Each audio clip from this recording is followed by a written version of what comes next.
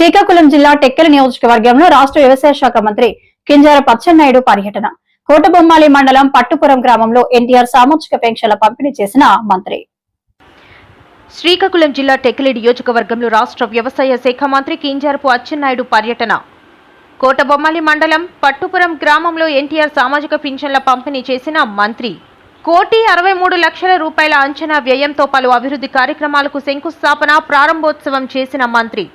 ఎన్నికల్లో ఇచ్చిన హామీలను 99% పూర్తి చేశాం. ప్రతి గ్రామానికి సాంకేతిక పరిజ్ఞానాన్ని అందించేందుకు రాష్ట్రంలో 6,000 సెల్ టవర్లు ఏర్పాటు చేస్తున్నాం. రాష్ట్రంలో అర్హత గల ప్రతి పేదవానికి పక్కా ఇల్లు నిర్మించాలన్నదే కూటమి ప్రభుత్వ ప్రధాన లక్ష్యం. 2029 సంవత్సరం నాటికి 18 లక్షల ఇల్లు నిర్మించి పేదలకు అందిస్తాం. రాష్ట్ర సామాజిక పెన్షన్ల కోసం ప్రభుత్వం 55,000 కోట్ల రూపాయలు ఖర్చు చేస్తున్నాం. 2014 నుండి 2019 సంవత్సర కాలంలో తెలుగుదేశం పార్టీ హయాంలో మంజూరు చేసిన ఇల్లు నిర్మించి బిల్లు గత ప్రభుత్వం చెల్లించలేదని వాటికి కూడా త్వరలో చెల్లించడం జరుగుతుంది. పాడి రైతులకు అండగా మినీ గోకులం షెడ్డును ప్రారంభించిన మంత్రి 5 ఏళ్ల వైకాపా పాలనలో అన్ని రంగాలతో పాటు పాడి పరిశ్రమ కూడా నిర్వీర్యం చేశారు. మన ముఖ్యమంత్రి చంద్రబాబు నాయుడు ఎన్డీఏ ప్రభుత్వం అని చెప్పి తెలియజేస్తున్నాను. గతంలో వైసీపీ వాళ్ళు వాలంటరీ వ్యవస్థను పెట్టారు. వాళ్ళు కూడా ఎలక్షన్ల ముందు చాలా తప్పుడు మాటలు మాట్లాడారు. చంద్రబాబు నాయుడికి మీరు ఓటేస్తే మీ ఇంటికి పింఛన్ తాడు, మీరు ఎక్కడికో వెళ్ళి పింఛన్ తెచ్చుకోవాలి, మీకు చాలా ఇబ్బందులు పడతాయి అని చాలా మంది చెప్పినా సరే మా మీద, ఎన్డీఏ మీద, చంద్రబాబు మీద నమ్మకంతో మీరు గెలిపించారు. ఇచ్చిన మాట ప్రకారం తెల్లవారి 6:30 గంటలకే మీ ఇంటి దగ్గరికే తెచ్చి పింఛన్లు ఇస్తున్నాం. పింఛన్లు ఇవ్వడమే కాదు, మధ్యాహ్నానికి మళ్ళీ మీకు ఫోన్ వస్తుంది, ఏమమ్మా మా ఆఫీసుని మీ ఇంటికి వచ్చాడా, పింఛన్ ఇచ్చాడా, పింఛన్ ఇచ్చేటప్పుడు ఏమైనా డబ్బులు అడిగాడా, లేకపోతే మర్యాదగా ప్రవర్తించాడా, అమర్యాదగా ఉన్నాడా, మీ ఇంటి దగ్గరికే ఇచ్చాడా, లేదా ఆయన ఎక్కడికైనా పిలిపించుకున్నాడని మీకు ఫోన్ చేస్తున్నాం. ఇది చాలా ముఖ్యమైన విషయం. ఏదో ఫోన్ వస్తుంది కదా దీన్ని నొక్కిద్దామంటే తప్పులుంటే సరి చేసుకుని ముందుకె. ఇప్పుడే నేను ఒక ఇంటికి వెళ్ళాను, అందరికీ 4,000 ఇచ్చాను, ఒక ఆవిడికి 8,000 ఇచ్చాను.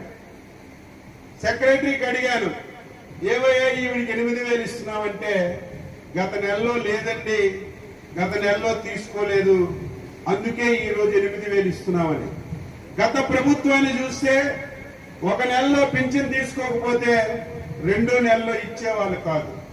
మనం ఆ విధంగా కాకుండా ఒక నెల తీసుకోకపోయినా, 2 నెలలు తీసుకోకపోయినా 3వ నెలలో 3 మాసాల డబ్బులు మీ ఇంటికి తెచ్చి ఇస్తున్న విషయాన్ని మీరు గుర్తుపెట్టుకోవాలి.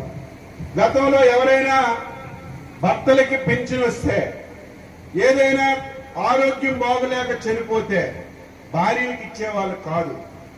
ఈరోజు మనం వచ్చి భర్త చనిపోతే ఈ నెలలో, వచ్చే నెలలోనే భార్యలకు ఇస్తున్నాం. కానీ ఇంకా పెద్ద సమస్యలు ఉన్నాయి. ఒరిజినల్ గా పెన్షన్ రానిటువంటి భర్తలు చనిపోయారు చాలా మంది. నేను ఇప్పుడు నడిచి వెళ్తుంటే, బాబు 4 సంవత్సరాలైన మా ఆయన చనిపోయాడు, పింఛన్ రావడం లేదు అడుగుతున్నారు. బాబు 3 సంవత్సరాలైంది మా ఆయన చచ్చిపోయాడు, మాకు పింఛన్ రావడం లేదు అడుగుతున్నారు. వీలైనంత తొందరగా ముఖ్యమంత్రి గారు వీలైతే ఈ నెలలోనే, వచ్చే నెలలోనే ఎవరైతే భర్తలు చనిపోయి వితంతు పెన్షన్లు రావడం లేదు వాళ్ళందరికీ మంజూరు చేయడానికి చాలా సుముఖంగా ఉన్నారు. నాకు తెలిసి ఈ నెలలో, వచ్చే నెలలో ఒక నిర్ణయం తీసుకుంటే, ఇప్పుడే ఈవిడొచ్చింది, భర్త చనిపోయాడు, 4 సంవత్సరాలు అయింది, పింఛన్ రావడం లేదని. వీళ్ళందరికీ పింఛన్లు ఇచ్చే కార్యక్రమం చేస్తాం. ఇంకా చాలా మంది వృద్ధులు ఉన్నారు. మీకు రేపో ఎల్లుండో మీ సచివాలయంలో పెన్షన్లు పెట్టుకోవడానికి అవకాశం ఇస్తాం. మీరు వెళ్ళి డిజిటల్ అసిస్టెంట్ కలిసి అర్హత ఉంటే పెన్షన్లు పెట్టుకుంటే వారందరికీ పెన్షన్లు ఇచ్చే కార్యక్రమాన్ని వీలైనంత తొందరగా తీసుకుంటాం.